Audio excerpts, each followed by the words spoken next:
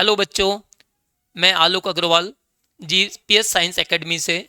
बच्चों, आज हम क्लास 10th का बहुत ही इम्पोर्टेंट टॉपिक पढ़ने जा रहे हैं, बैलेंसिंग ऑफ रिएक्शन। चलिए शुरुआत करते हैं।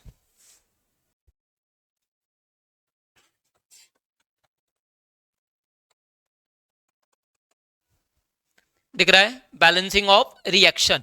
इस बैलेंसिंग ऑफ रिएक्शन में जैसे मैं एक एग्जांपल कोट करता हूं, Fe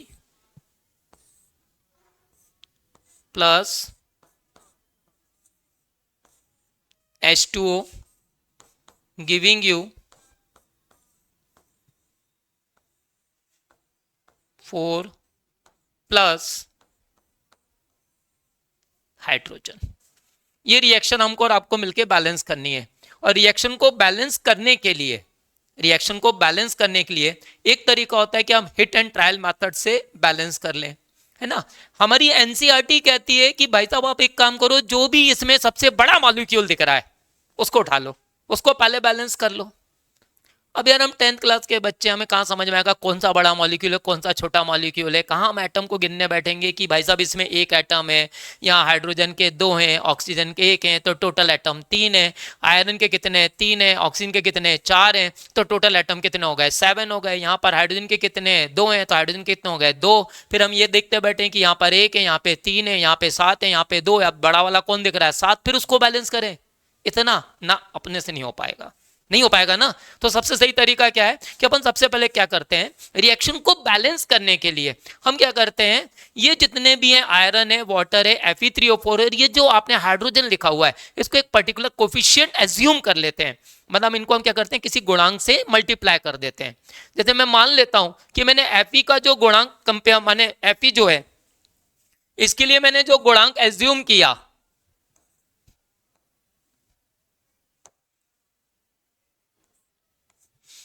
मैंने Fe को एक गुणांक से, मैंने Fe का गुणांक क्या मान लिया? A मान लिया। मैंने Fe को एक गुणांक मान लिया। वैसे ही मैंने क्या करा, पानी का जो गुणांक है वो B मान लिया। मैंने जो Fe3O4 था, इसका गुणांक मैंने क्या मान लिया? C मान लिया। और मैंने जो भी आपका क्या कहते हैं हाइड्रोजन था, इसका गुणांक मैंने मान लिया D। क्या मान लिया बच्चा? D मान लिया। यहां तक बात समझ में आ रही है? मतलब जो भी मेरे पास गिवन इक्वेशन दी हुई है, उस इक्वेशन में मैंने हर जो भी मॉलिक्यूल या एलिमेंट्स या जो भी एटम्स दिए हुए हैं, उनको एक पर्टिकुलर कोफिशिएंट एज्यूम कर लिया। मैंने उनका एक पर्टिकुलर गुणांक मान लिया। एक का A मान लिया, एक का B मान लिया, एक का C मान लिया और एक का D मान लिया। यहां तक बात समझ में आती है? इसके बाद अपन क्या करते हैं कि अपन एक काम ये देखते हैं कि ये जो आपका Fe है, वो देखो कहां कहां पे जा रहा है। अब आपका Fe यहां पर भी है, जिसका गुणांक कितना है? A है। और आपका Fe कहां दिखाई दे रहा है? Fe3O4 में भी दिखाई दे रहा है। Fe जो है आपका कहां में दिखाई दे रहा है? Fe3O4 में भी दिखाई दे रहा है। तो मैंने इन दोनों को एक साथ रख लिया। मैं सबसे पहले बैलेंस कर रहा हूं आयरन एटम को। अगर मैं आयरन माने Fe परमाणु को बैलेंस कर रहा हूं, उसको बैलेंस करने के लिए मैंने Fe में कितने माना है? इस यहां पर Fe कितने? A। तो Fe काय में जा रहा है? आपका Fe3O4 में जा रहा है। Fe काय में जा रहा है? Fe3O4 में जा रहा है। ये कितना है? A है। ये कितना है? C है। तो अब बताओ यहाँ पे A कितना आ गया, Fe कितना हो गया? A इंटू 1 हो गया। यहाँ पर Fe परमाणु के, Fe के कितने परमाणु है? एक परमाणु है। तो मैंने A को कितने से मल्टीप्लाई कर दिया? 1 से मल्टीप्लाई कर दिया, बराबर की साइन लगा दी। अब इस मॉलिक्यूल में Fe के कितने परमाणु है? 3 परमाणु है। और वो कितने लिए? गुणांक कितना है? C। तो C को कितने से मल्टीप्लाई कर दिया? 3 से मल्टीप्लाई कर दिया। तो आपका ऑप्शन क्या बन गया? A is equal to 3C बन गई। एक मेरी इक्वेशन बन के तैयार हो गई। क्लियर? अब मेरे पास दूसरा कौन बचा हुआ है? हाइड्रोजन। अब हाइड्रोजन कहां कहां पे जा रहा है? हाइड्रोजन जा रहा है आपके H2O में। हाइड्रोजन आप क्या जा रहा है? हाइड्रोजन में। तो मैं H2O के सामने किसको लिख दूंगा? H2 को लिख दूंगा। तो मैंने यहां पे क्या लिखा? BH2O। ये काय में जा रहा है? D हाइड्रोजन में जा रहा है।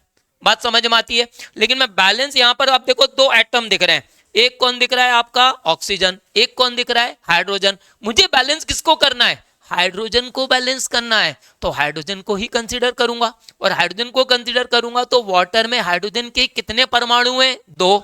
उसको कितने से मल्टीप्लाई करूंगा, बी से, कितना हो जाएगा 2b। तो मैंने हाइड्रोजन के लिए क्या लिख दिया यहाँ पे बेटा 2,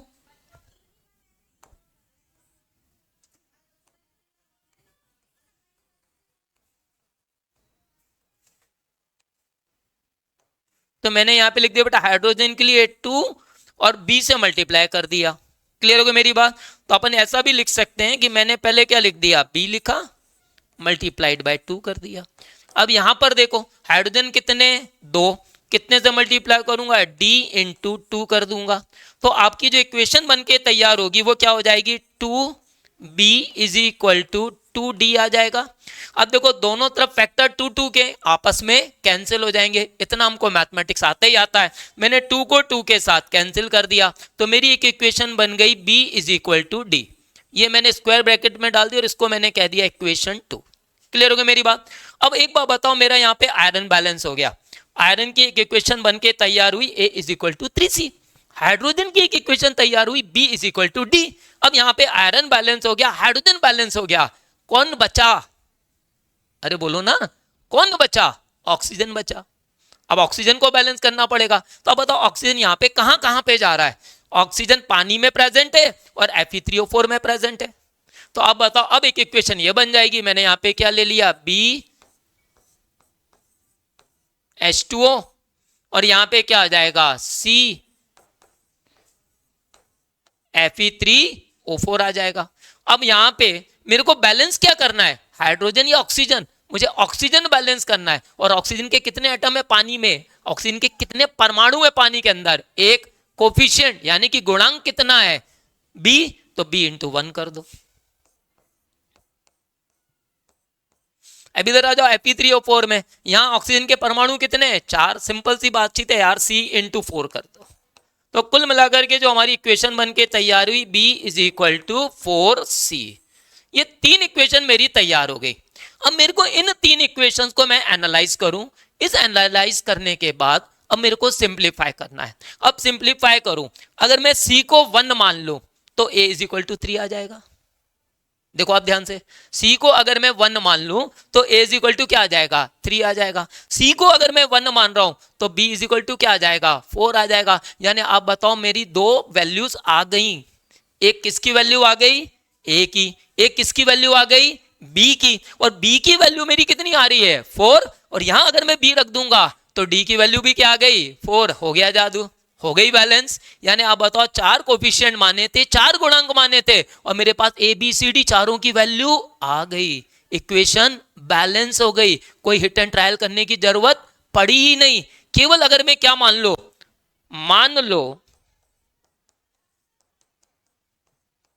C इज इक्वल टू 1, अगर मैं C इज इक्वल टू 1 मान रहा हूं तो आप बताओ A इज इक्वल टू, पहली इक्वेशन देखो बेटा क्या थी, मान लो C इज इक्वल टू 1, मान लो हमने क्या मान लिया, C इज इक्वल टू 1। तो आप बताओ पहली इक्वेशन मेरी क्या थी, A is equal to 3C। मैंने यहां पे C की वैल्यू रखी 1, तो A इज इक्वल टू क्या हो गया, 3 इंटू 1। तो आप बताओ A की वैल्यू कितनी आ गई, 3 आ गई। फिर मेरी दूसरी इक्वेशन थी B is equal to 4C, मैंने C इज इक्वल टू 1 रखा, तो आप बताओ B इज इक्वल टू क्या आ गया, 4 into 1, B is equal to क्या आ गया, 4। फिर मैंने बोला B is equal to D, तीसरी इक्वेशन थी, थोड़ा सा टेंशन हुआ यार, ये B is equal to D आ गया, हमने तो C1 मान के बैठे हुए थे, करें क्या। वैल्यूज देखो, क्या यहां पर B और D में से ऐसी कौन सी वैल्यू जो आपको मालूम है, एक value A is equal to 3 दी हुई है और एक इज इक्वल टू एक वैल्यू दी हुई है B इज इक्वल टू 4। तो क्या मैं यहाँ पे A की वैल्यू रखूं या B की वैल्यू रखूं, सही कह रहे हो यार, B इज इक्वल टू 4 रख देता हूं। और अगर मैं यहाँ पे B की वैल्यू को 4 रख दूंगा तो सीधे सीधे मेरे को काय की वैल्यू मिल गई, D की वैल्यू मिल गई। अब D की वैल्यू मिल गई, already we know C is equal to 1, तो इक्वेशन बैलेंस हो गई। और बैलेंस इक्वेशन में यहां लिख देता हूं, तो आप बताओ A की जगह पे क्या रखूं, बोलो, A की जगह पे मैं रखूंगा थ्राइस Fe, B की जगह पे क्या रख दूं, तो आप बताओ B इज इक्वल टू आपने क्या बोला 4, तो ये आ गया H2O। फिर अब बताओ Fe3O4 यानी कि अपने को C की वैल्यू देखना है, तो अब बताओ C कितना आ रहा है आपका 1, तो यहां पे आ गया Fe3O4 का कोफिशिएंट हो जाएगा 1। अब साथ में मेरे को क्या लिखना है, हाइड्रोजन, और हाइड्रोजन के आगे क्या लिखा हुआ है, D, और D की वैल्यू आप बताओ कितनी दिख रही है आपको, जल्दी बोलो, D की वैल्यू कितनी दिख रही है 4, तो यहां पे आ जाएगा 4 हाइड्रोजन। समझ में आ गया? तो A इज इक्वल टू 3 मिला लो, लिखने में मैं कहीं गलती कर सकता हूं तो देख लो, B इज इक्वल टू 4 सही है, C इज इक्वल टू 1 सही है, D इज इक्वल टू 4 सही है, हो गई बैलेंस इक्वेशन। ऐसे ढेर सारे एग्जांपल्स की प्रैक्टिस करो, और डाउट आए तो कल फिर मिलते हैं, फिर डिस्कस करेंगे, और एग्जांपल कराऊंगा, और डिफरेंट टाइप के एग्जांपल की बैलेंसिंग सिखाऊंगा। एक बार इसको प्रैक्टिस करो, 2 बार 3 बार करके देखो, तरीका याद होना चाहिए, क्वेश्चन तो बन जाते हैं। Thank you.